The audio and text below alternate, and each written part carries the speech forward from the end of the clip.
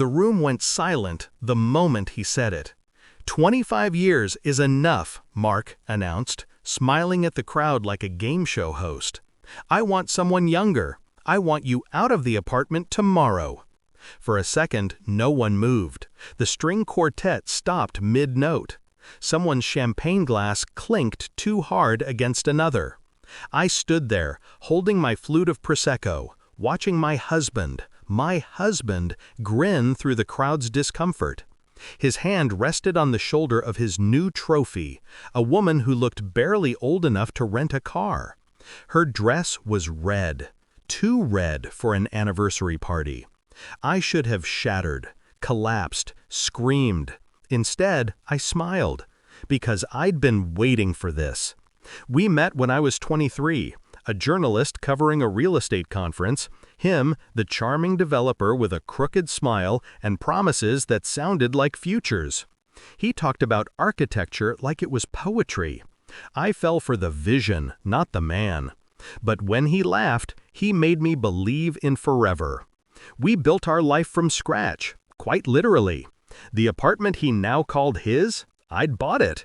Every mortgage payment, every upgrade, every inch of polished marble was mine. He invested in buildings, I invested in us. For years, I believed we were solid. Then came the distance. It began with his phone face down at dinner. Late nights at the office. A sudden obsession with gym memberships and hair dye. I remember the first time he came home smelling like someone else's perfume. Not flowery, not familiar, just expensive and invasive. I asked him about it. He laughed. You're imagining things, Liv. I wasn't. The truth arrived in the form of an invoice, a careless receipt for diamond earrings billed to our joint account. Not my size, not my taste. That's when something inside me shifted. Not broke, sharpened. I didn't confront him. I listened, I observed. He was sloppy with his lies. The younger woman, Melissa, his marketing assistant, posted filtered sunsets and luxury dinners that lined up with his business trips. He liked every one of them from his burner account. Yes, he had one. And yes, I found it. But revenge, real revenge, doesn't come from rage.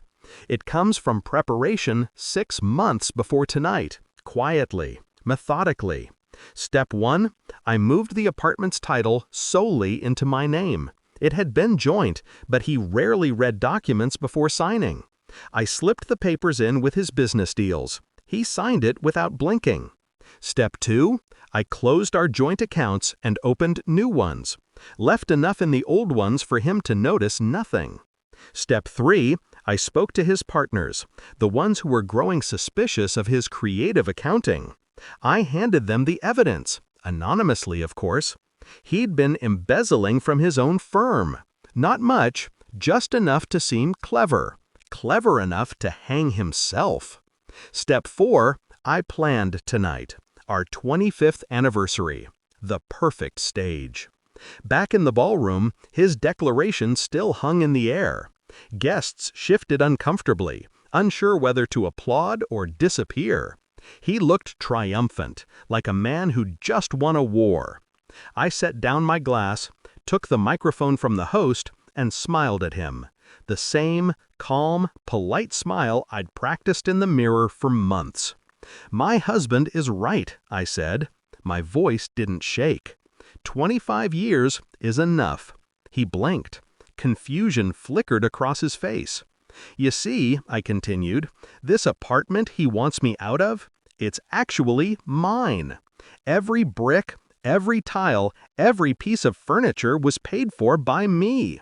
And as of 3 months ago, the title officially carries only my name. Whispers rippled through the crowd. His face tightened, color draining.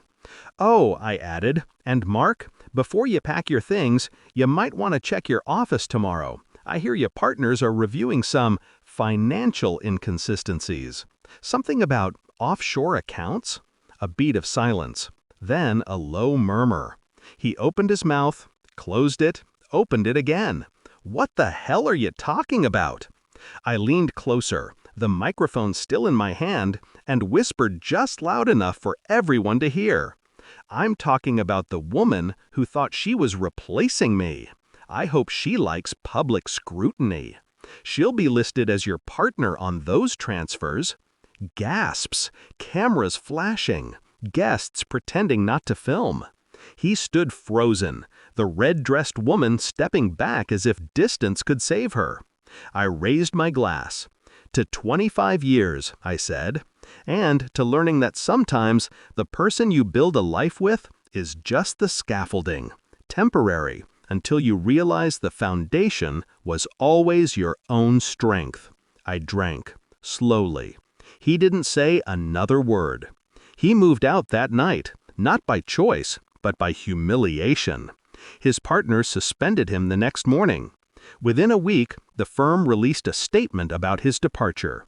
The apartment stayed quiet, peaceful, almost